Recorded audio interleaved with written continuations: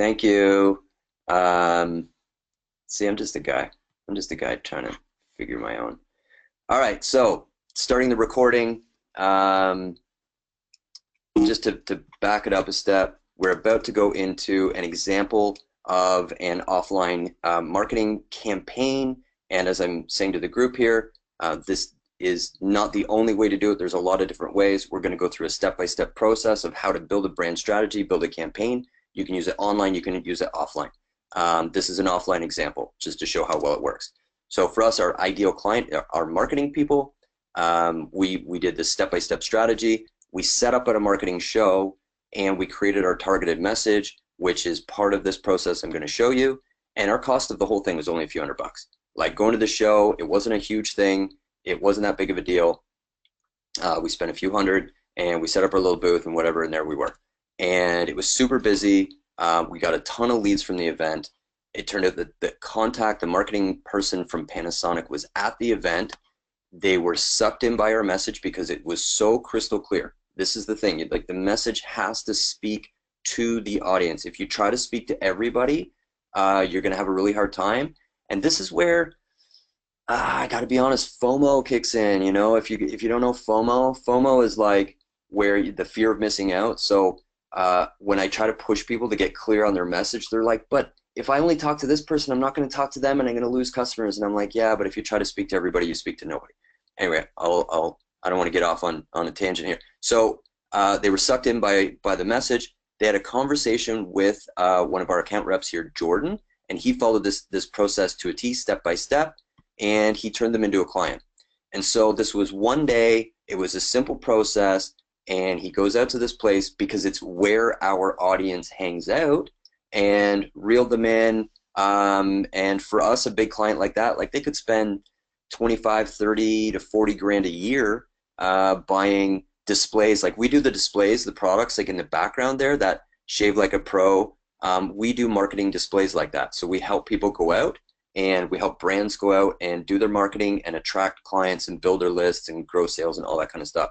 So the key thing here though is that we really narrowed down to that clear message, that clear thing. It doesn't matter how big or how small your budget is. It doesn't matter how big or how small your client is. Like you could be going, we just had a meeting with a big international charity here, Opportunity International. If you've never heard of them, holy smokes, these guys are amazing. They go into countries and they give micro loans to mostly women in developing countries to start their own businesses. And he was able to give me example after example after example of where they've gone and given loans like $23. Like they'll go in and give this woman $23 and she started a hammock business, and then she was able to hire all these people and it changed her life, her family's life, and it started to impact and change the community, and it's sustainable. Anyway, I'm going off on a thing because I was like, this is amazing. I'm super excited to support them. And so where was I? Sorry, I get really excited about the stuff that our clients are doing. So anyway, we attracted them in through this kind of message.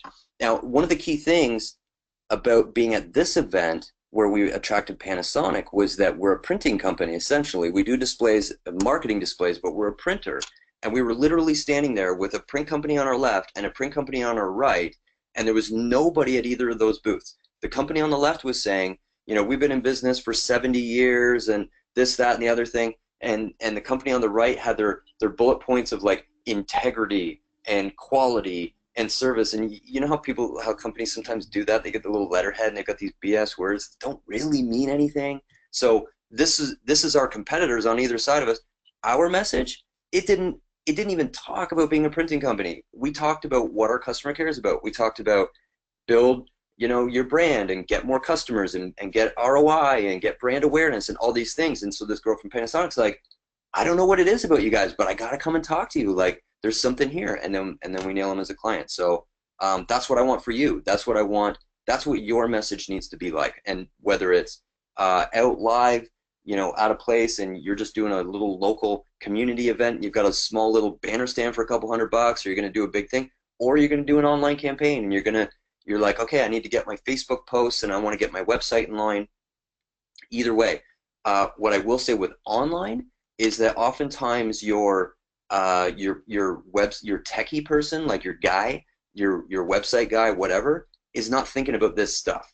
Like he can make your website look pretty, but this is where there's a big misconception about what marketing really means. Does he know how to articulate your story? Like, does he know how to attract your ideal audience, to have that audience come and turn them into a customer, do it to attract them like a moth to a light, where they're like, I don't know what it is about you, but I got to buy from you. And if he doesn't, and he's not asking you questions like, who's your audience? What is your goal? What do they care about? Then you've got to be thinking about that. This person may be able to do the technical and make it look good for you, but it's probably not going to generate you leads. And so this is something you really want to get clear on. But when we go through the steps, I think it's going to give you a lot more clarity on that. Okay, so the first thing that you need to do, get your pen and paper going. I'm going to try not to go too fast. I can sometimes fire hose. And if you have any questions, feel free to jump in. The first thing that you have to do, step number one, is decide decide on a product or service to create a campaign around. Like the only way to really build it is it has to be crystal clear off of one. And you may have many, I understand, but you really want to think about the one. And I'll give you a little framework here to go through in a second. For us, I told you how in the beginning I was going out to talk to bands and musicians and trying to sell them marketing materials, and that wasn't working. And then I was going to door, and so I became the sign company that was printing anything and everything signs, like storefront signs, you know, vehicle graphics, pull-up banners, business cards. Like I was doing a million different things. And eventually I was like, I want to do one product. And I somehow I've intuitively figured this stuff out. I don't know where it came from. So I decided, okay, I want to do those backdrops. The backdrops, they're called a step and repeat. They've got logos. They're used for trade shows, or oftentimes we do a lot of like red carpet movie premieres and stuff. Like we do a ton. So, you know, it's kind of cool. Like that's the stuff I'm really proud of. And but because I narrowed down and focused on that one product, it was hard though. Like I had somebody work. I had one employee at that time, and I remember like him and I borderline arguing about this because he was like, but we can't stop doing all that other work. And I'm like, I know we have to say no. We've got to focus on this one product. And then when we did, our sales and that went through the roof. It was absolutely crazy. So here's the little process that I'm going to say to do. All right. So if you look at this little grid, down the left, put your products. So 1, 2, you know, whatever it may be. For us, maybe it was like you know, a storefront sign, and maybe a vehicle graphic was the number 2, and maybe number 3 was a banner stand. So if you have multiple products or services that you can offer, try to list them down there, and you can do more. Write it out on your own piece of paper. You can, if you got 10, put them down as many as you want. I would push you, if you have multiple, to try to put at least 3 or 5 here, and then go across and create your little grid here and give them a grade. So as you go across, excuse me, you look at product number 1, what is your passion, enjoyment, excitement, whatever, around doing that product? Like, are you excited about it? And give it a rating on a 1 to 10. 10 is like, you are through the moon working on this. It's not like work. It's like, you absolutely love it. This is amazing. And 1 is, oh my God, I hate doing this product. I don't want to see another one. And I had products like that. So, and then you go to column number 2. How profitable is this one? Is it really profitable, or is it not very profitable? Give it a score, 1 to 10. 10 is like, I make so much money, it's ridiculous. 1 is, I lose money every time I sell it. And then another one that I like is the ease of delivery. And this could also be considered scalable. Like, is it easy, if you start selling a lot more of this product, how easy is it for you to deliver a lot more or to scale it up? And rate that as well, 1 to 10. And so then in the end, you want to give it a score. And so what you're ideally looking to do here is give each one of your products or services a grade that shows the overall, you know, kind of viability of that. Now, one thing I do want to say is that just because a product gets the highest score on here, like if you look at number 3 that I have, you see how it's got the total of 19, but look at the profitability is 5 compared to my number 2 example where the profitability is 8. You have to decide what's most important for you. I just like this little grid as a way to get you thinking. That's it. It's just a little, like, help you kind of figure it out and think of your products and services maybe in a way that you've never thought of before, so that we can pick one just to design a campaign around.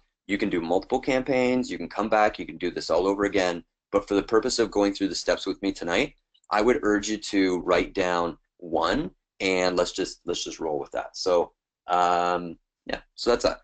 All right, this should be pretty cool. Not getting any questions or anything, so my guess is everybody's good. Step number 2, we have to think about your targeted customer. All right, so list out, when you think about that one product, list all of your potential customers for that product or service. And then we want to be thinking, how can you separate them into clear, distinct groups? And in marketing, we call this group a segment. So for us, the example was those backdrops I told you about, right? So when I think about doing a printed backdrop, you think of all the uses that it could be for. It could be a trade show, it could be a gala, it could be a red carpet movie premiere, it could be a marketing campaign, it could be all these different things. So our customers were mostly consumer brands, marketing firms, resellers, brides, because we were actually doing a lot of these for weddings, business owners for trade shows and marketing. And so we had this kind of like list of like 5 different customer groups. Now your list, it could be done in so many different ways. Like it could be like ours is, we're a business to a B2B, a business to business. So ours are by industry. Yours might be by age, or maybe it's by you know, male, like their sex, maybe their marital status, maybe their education. If you're in real estate, this might be what the status of their home. Like, are they first-time home buyers versus people expanding versus people buying cottages? If you're a masseuse, maybe it's you've got different, you know, you've got retired people, or you've got people healing from injury, you've got people that want to relax, you've got whatever it may be. I really believe that any product, any service has a lot of different audiences, but you've got to think about how you can separate those into clear, separate groups. And it may take you a little bit to really brainstorm that out.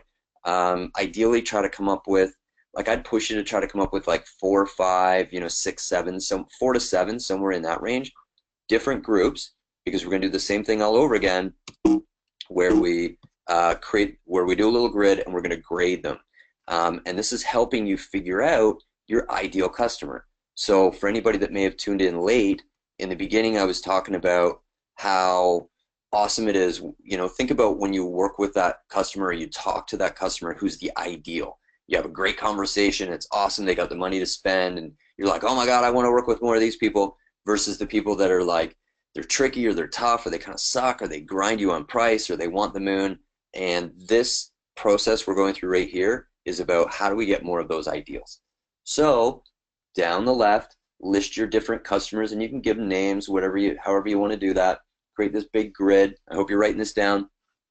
So create the grid over here, and across the top, our first column is you love to work with.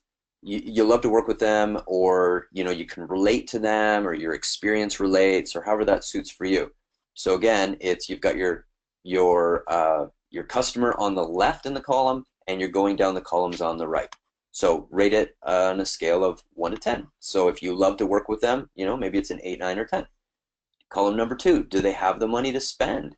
Do they even question it? When we work with consumer brands, they don't even talk about price. Like, it is not even a thing. As long as we build that relationship, they don't care about the price. When we work with certain other audiences, and I don't want to say any names, but there's some audiences that we work with, oh my God, like, it is literally like, and the grinding, and you know, we built a business wanting to actually deliver quality, and in our industry, there's a lot of corner cutting that's happening to be able to get cheaper prices, and I don't want to have that kind of business. Like, I want to deliver a product I feel proud of. You know, I'm not like just looking to. I always like to say, this is not some get rich quick, or how to live in my laptop from Thailand and sell other people living on their laptop from Thailand. Like, sorry, I shouldn't say I hate all that stuff, because if that's your thing, that's totally cool, but that's not for me. I want to build a business I feel good about, that my team is proud of,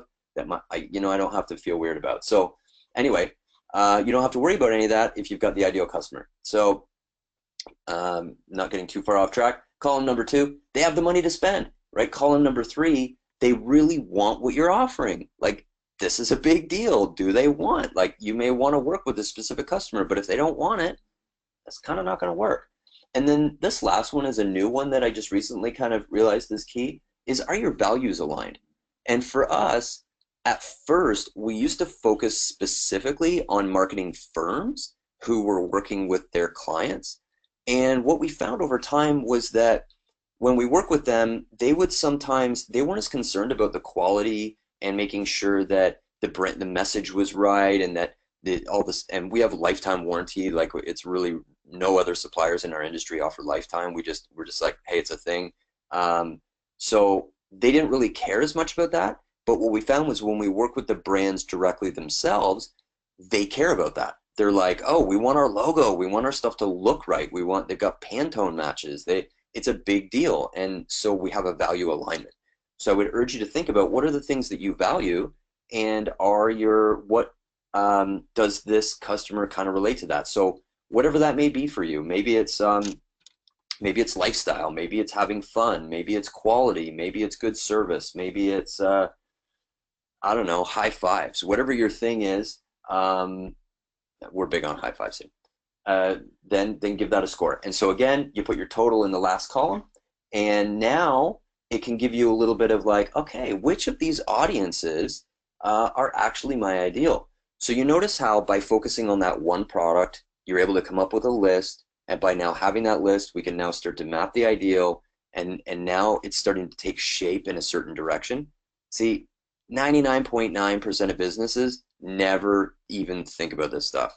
And it's the reason that they'll spend forever struggling to get the right customers, because the message is never there. So so I urge you, I know we're just kind of going over it quick here. There's only so much we can do in a little training session, but I urge you to really think about who that ideal is, and not be afraid to make that when it gets to the time and place. Don't be afraid to make that message that's designed to that person, because I'm telling you, the results will be huge. So step number 3, why do they want it? This is about the motivating factors. We call it MoFacs around here, because people don't buy what you do, they buy why they want it, right? I think I coined that little line right there, and I would say that is my money line probably of my lifetime. And when it clicks and you understand it, you're like, oh my God, that guy's so smart, that guy knows. So people don't buy what you do, they buy why they want it. They buy the purpose. This is the reason that we will overspend. We'll overspend on a car, or like a woman, maybe on a handbag or something. Like my lady, holy smokes, it is not hard for her to overspend on clothes. We buy on emotion, right? We buy on the why. But if that's not there, then we fall back on principles. Like, we start with emotion and purpose, but if that doesn't come through, then we fall back on price and features.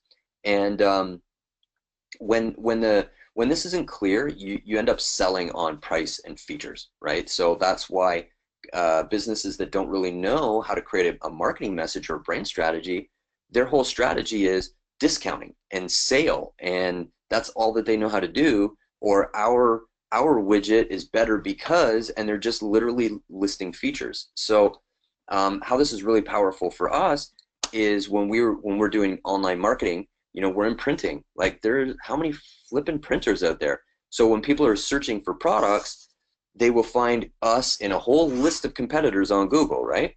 And they go look at our competitors, and our competitors are talking about, our thing is this big, and it's this size, and it's this much money, and blah, blah, blah, blah, blah. And so they're talking about features, and trying to have the cheapest price. So the customer just goes to the next one. How much is yours? How much is yours? How much is yours? Right? Makes sense. They're comparing prices. You probably do it. I mean, we all do it. Don't get me wrong. But when our customers hit our website, especially our ideals, our message is like, it's the same product. We don't say any of that. We just say, hey, we know that you're going to use this product to attract more customers. You're going to use this product to go out and expose your brand and build awareness and have ROI. And we talk about all the things they care about. And they're like, oh my God, like, this company gets me. We don't talk about features. We don't talk about benefits. We don't talk about prices. We don't talk about any of that. We talk about their why. We talk about why they want it, what they're going to do with it, And that's why we got these huge brands that are calling us like crazy, because they call up and they're like, I don't know what it is, but I had to call you guys. Like I had to talk to you. And it's like, yeah, because we're awesome and we created a message that pulls you in. Sorry, I toot my own horn there, but this is a big deal and it'll be really powerful for you as you nail it. So here's the questions to really nail this down. This is how to get to your value proposition, the clear message to that audience. What is your offer? What is the thing that you're going to do? What will it do for them? And here's the kicker. Why is that important? Why is it important? Why? Sell the why. Sell that little question right there. If you're a dental consultant and I don't even know what a dental consultant does. What does a dental consultant do? We have one on the call here. Where are you? Maria, what does a dental consultant do? So my guess is I'm going to roll with it if you don't respond. You consult on, and we're going to say you consult on yellow teeth. So what is your offer? I'm going to make your teeth from yellow to white. Or sorry, it's what is your offer? Your offer is a service about their teeth. What will that do for them? It'll turn their teeth from yellow to white. Why is that important? Because they want to look good. You know, maybe it's Austin Powers and he wants the ladies. Maybe it's you know, some business owner that's got meetings, whatever it is. That why, that's what they're really buying. They're not buying the consultation. They're not buying the conversation. They're buying the I want my white teeth because of blah, blah, blah. And this is the same for whatever industry. If anybody else wants to share what you do, what your industry is, I'll be happy to throw in some random examples as we go. But this is it. So I hope this is really hitting home because this is a really crucial step, key thing. So good value proposition starts with why. Step number 4, where are they? Where are they hanging out? What events are they going to? Where do they spend their time? What groups are they a part of? What shows, markets, seminars? I like to say start offline because it's easy. If you remember in the beginning, I said when you have that conversation with the ideal client, you probably turn them into a customer 9 times out of 10. The goal is just more conversations, right? Like I've seen where business owners will go out, they don't know anything about marketing, they've got a website that they don't really like, they've got a Facebook page they haven't looked at in months, they've never sent an email campaign, right? This is like business owner, classic, so common. No big deal. I'm not saying it's wrong. And they can go out one day offline and go to the right place with the right message with a tiny little thing like some of the stuff that we do and pull in more leads and clients in one day than they can handle for months. Like, I'm not kidding you, it is that powerful. But you really got to stop and think about where are they going. So a guy I know that a business owner that is in the health industry, I was speaking to him recently and he was building a nutrition course and super cool. I'm a big health nut, so I was having a great conversation with him. And he's just starting out and he's wanting to do this thing, and so I was going through this step-by-step process. This is the process we use. It doesn't matter how big the business is, how big the brand is, how small it is. I did this process with $1 billion charity in here the other day. Like there are $2 billion charity, Opportunity International. We sat at the table step by step. I kid you not, this exact process. So their client, for example, is high net worth entrepreneurs, like really high net worth. So when I ask where are they hanging around, where are they going? He's like, they're going to these luncheons, they're going to golf tournaments, they're going, okay, cool. So for you, same thing. Now, what you don't want to do is always just go where your competitors are going. So this health guy, when I was talking to him, he's like, oh, well, I should go to a health show. And I'm like, no. That's where all your competitors are going to be. Who's your audience? And he hadn't done the audience mapping. And he was like, well, but I don't want to narrow down to just one audience. And I'm like, listen, man, I'm telling you. So finally he decided entrepreneurs would be his best audience. So I said, okay, great. Where are they going?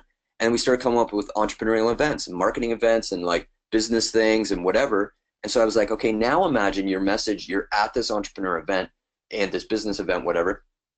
You're there. Now your thing is like, hey, do you want to perform in the office? Like, do you want to work all day and not have that afternoon crash and be able to like, you know, focus and da-da-da-da? My thing's going to help you. And as soon as he did that, it was like, he was overwhelmed. This is what happened. He was overwhelmed with leads, and then he ended up not knowing how to deal with all the people that wanted to work with him and go through his stuff. And blah, blah, blah, you know, huge success case. Because it was so clear and obvious. So same thing for you. Where are they hanging out offline? Where do they spend their time? What groups are they part of? What do they do? Now, if you want to look online, are they searching for it? Are they searching for your product or service or whatever? I also like to think about who do they follow? Like, are they following certain people online? What content do they like? Like, what would they care about? What would they want to watch? Who are they on YouTube watching funny cat videos? I mean, maybe that's 99% of population that's doing that now. I don't know.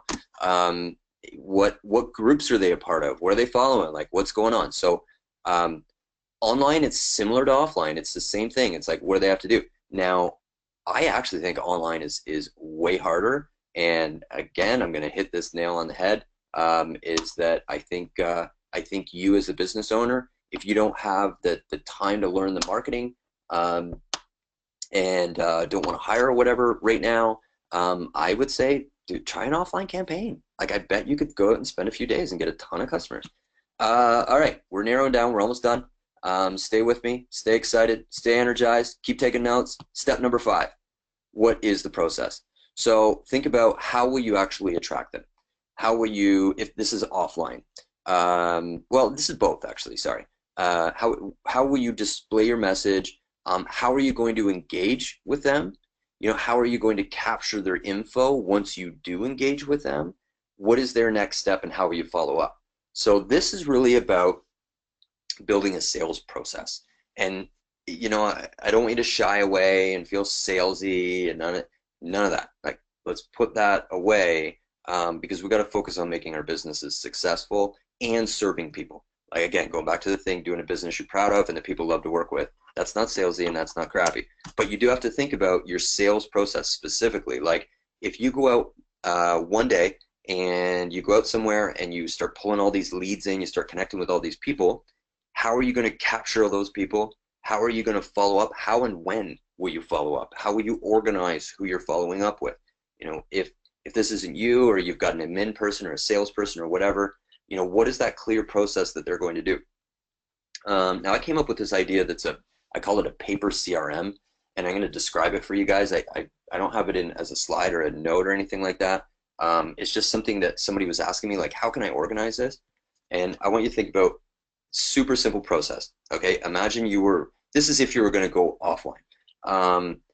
One piece of paper. You write down all the leads on that piece of paper, all the people, the prospects, the people that are interested, whatever. You put them on this one piece of paper. You get this is, what did I say? 3 pieces of paper. So you've got your one with all your leads on it. And at the top, you put whatever you want. Leads, prospects, potentially awesome people. On your second piece of paper, you're going to put qualified, okay? And then on your third is going to be customers. So all you do is you got your first one, which is your list of people. You literally, I would say, the more, contact them. Like, don't be afraid. Don't be afraid to pick up the phone. Don't be afraid to pick up the email. Most people are like, oh, I'm going to be annoying, and I'm going to be like, oh, if I'm calling them every day, or I'm going to be, you think that? I've thought that. What's ironic, we call people here, like, if they contact our office and then we're following up or whatever, we call them, or they submit it on our website and we're trying to get a hold of them, we call them every single day. And what ends up happening is, after about a week or so, they're like, oh my God, thank you. I just got so busy. Like, imagine the plumbing. You want to do some plumbing in your house. You want to change something and you want to take care of it. And then you reached out to somebody and you weren't getting back to him, and he kind of kept calling, you kept calling. And he's like, hey, I just really want to talk to you about that plumbing thing. Like, would you probably not eventually be like, okay, thanks for following up. Yes, I do want to do that. I just got busy. Huh? Like, this is part of your job. If you're going to do the sales thing, you got to be confident to call those peeps. Don't be afraid. Pick up the phone. I'm telling you, pick it up or email them. So what I would do, you got your sheet, you got your list, right? You got all your names. Call them, email them, whatever. Put a check mark beside them. And when you get to a certain number of check marks and nothing's happened, scratch them out, right? You're done. Maybe it's 5, maybe it's 7. Be as aggressive as you want, or not. Once you've had a conversation and they seem interested, you could move them to number 2, and now that's the qualified one, right? Because maybe they're not quite a customer, but they're just not some random person. You could put them on the second list. You can do the same thing there. When you move them to customer, you can move them to that third page. You get what I know I'm going off on a weird thing, and I'm sorry that I don't have slides to show you, but you really have to think about if you go out and you have 10, 20, 30, 40, 50 people that want to work with you after an event, you want to be organized. You want to be able to handle all those people. So here's the steps in summary. Decide on your product, because that's crucial. We got to do the campaign. Decide on your customer. Uh, Remember to define the motivating factors. What is it going to look like? What does that process look like? Define the location and set up your process, okay? So this is the key to a powerful campaign. I guarantee this is the key that could blow the roof off of your business. No question, hands down. You can use this process offline, online. I do recommend starting offline. What you learn offline will help you build powerful online. But if you want to start it online too, hey, go for it. I mean, it's your business, your prerogative. So, so that's the strategy of that. Now, what I want to talk about is next steps. I mean, what stage are you at? Where are you at with your business? I hope that this is something that you take and you implement and you use it and it changes the game. I know that it will. I urge you to go back. I just fire hose you. I gave you so much information in such a short time. And this is 8 years of my experience that it took for me to learn that exact process. Like I said, we use it with high profile clients. I use it with my mom. She was doing a little photo booth business and Fun Moments photo booth. And so my mom's totally not salesy and whatever. And I took her through this and it works. But at the same time, if you want to, if you feel like this can work for you, but you're a little overwhelmed by just this fire hose of information, I've got a few things that you can do. You can work with us. We do offer, I offer one-on-one marketing strategy, consultation. You know, it's like we can do calls, we can do whatever, we can look at your stuff. We help people with offline marketing campaigns. So if you want to get printed products and you actually want to go do a campaign, you can work with my team. And what my team will do, you get a rep, which will have this conversation with you, help you get a display together or whatever. Go out and you can get your stuff going. If you want to go deeper into the training about doing this this actual process, if you felt like this is good but it was a little intense to just kind of go through this, I do have a course that I'm just in the midst of launching, and I'm offering it currently for $397. You can sign up there at my website. You can use this coupon code. It's on the website at $997. This is powerful stuff. And this is pretty cool thing. I just started doing this. I thought it was really great. I find I help so many business owners and so many people asking for help. I was like, why don't I put it all in one place, create a thing, and do something fun? So I'm just getting it rolling. It's new, and basically what's in that is it's more in depth of everything we just talked about, each step in a slower pace, videos, worksheets, all that you can work through, ding, ding, ding, ding, ding. And we've got an online Facebook community group, like a little mastermind group to go into, talk about your business, questions and answers, and open the conversation. I'm going to do weekly live calls in that group, and then you can come on and we can use yours as a case study. You can ask questions, you can whatever. So that's really fun. That's a brand new thing that I'm just starting up, and I think it's a pretty powerful process. I got a few people going through it so far, and they're blown away. So it's basically the 5 steps you just went through, but expanded out a little bit further. So the part where we get into the customer especially, I get into stuff like the buyer awareness journey. So that's an interesting thing where it's like, how aware of your solution are they? And I don't mean yours as in you, I mean in general. So when people first have a problem, do they know that there's a solution to that problem?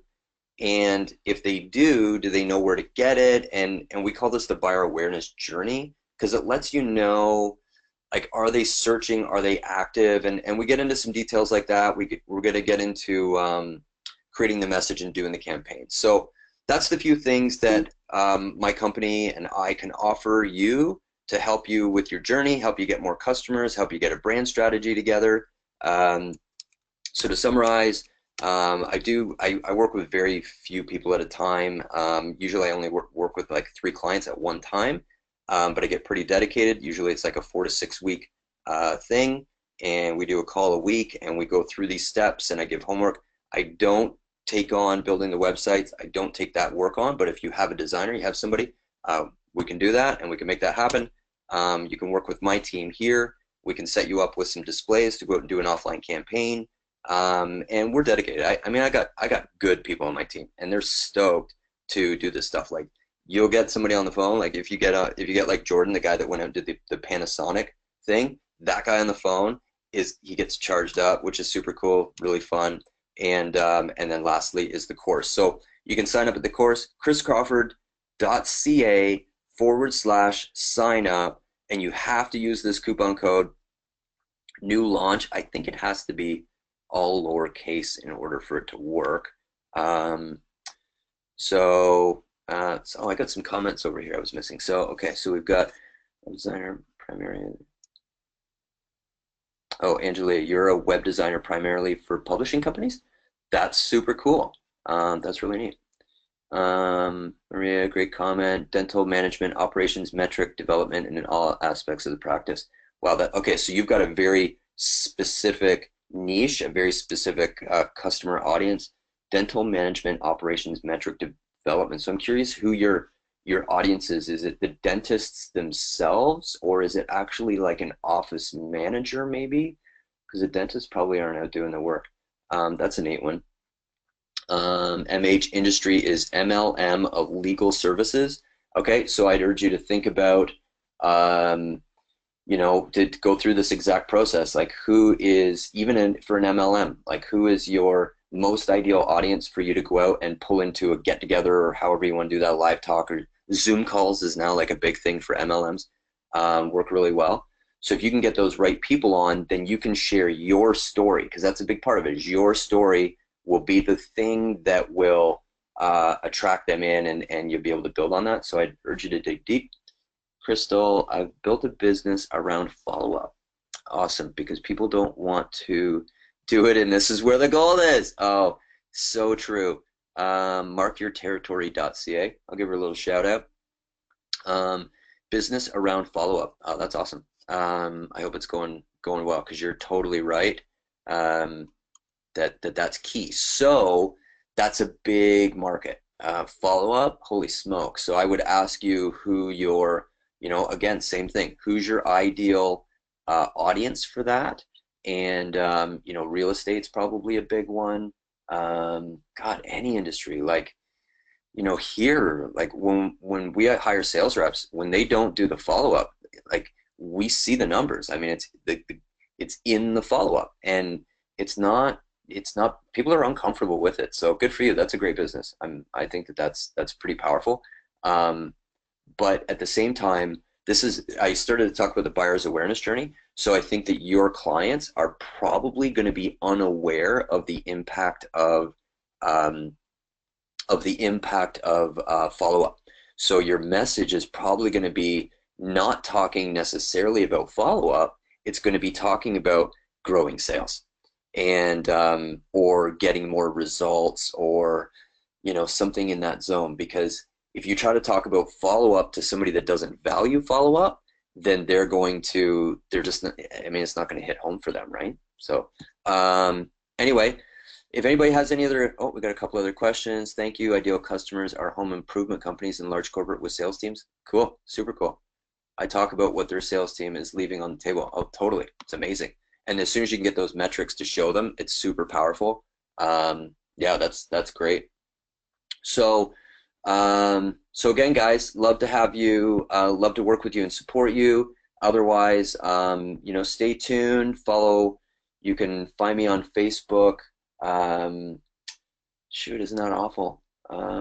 Tim, we're not like, we tend to not use, like, social media is not always our big thing. I think I'm just, I know what it is. It's Chris Crawford fan page. You can find my company, Kickass Media. You can find us online if you Google us, or facebook.com/kickassmedia, on Instagram as well, and Twitter. And then you can get a look at the clients that the work that we do. You can see our displays and our stuff there. But if you're unsure and you went through this and you're not sure what your next step is, then I'd urge you to take the course. Go to the website, sign up, log in. I'll give you 30 days. I didn't mention any of that. 30 days. If it's not working for you, you don't like it, you're not into it, no big deal.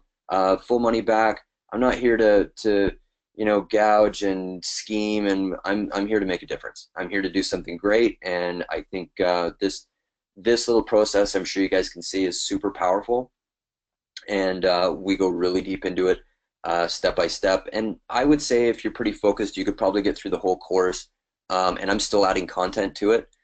You could get through the whole course in probably, you could do it in a week for sure, I would think, if you get really, really done. You could probably do it in a few days if you were, if you were a machine about it.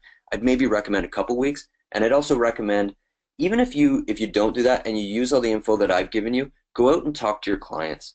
Like, go talk to the potential audiences. They're the ones that are going to give you the best. They're going to give you the best responses, the best, answers to the questions. They're going to give you the most insights. So Maria, want to need a little more time. I know that zone. I know that zone. I've spent time in there. There's something happens when you push yourself to step outside your comfort zone.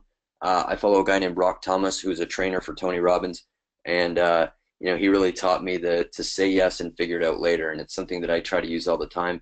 Where do I hesitate? When do I hesitate? I got to do this. So anyway, I do hope that we see you one day, that you do come back around. You're welcome. Thanks, Crystal. Hope to see you in the future in anything else, whether in one of these. And I'll be doing a lot of other sessions going forward, so keep your eyes open in email, or I'm starting to share a lot more little tidbits of things as I see that people need them, and share our experiences. We're going to be doing more live stuff from my office. Anyway, that's it for now. I'll leave this up for a few minutes. If nobody else has any more questions, thanks so much for tuning in and having a listen. Really happy to I'm honored. I know that you value your time really highly, and so that sharing your time with me for an hour on Thursday night, I don't take lightly. And I see that investment in your own business and in you, and I hope that it works for you. So with that, have yourself a great night, and we'll talk to you soon.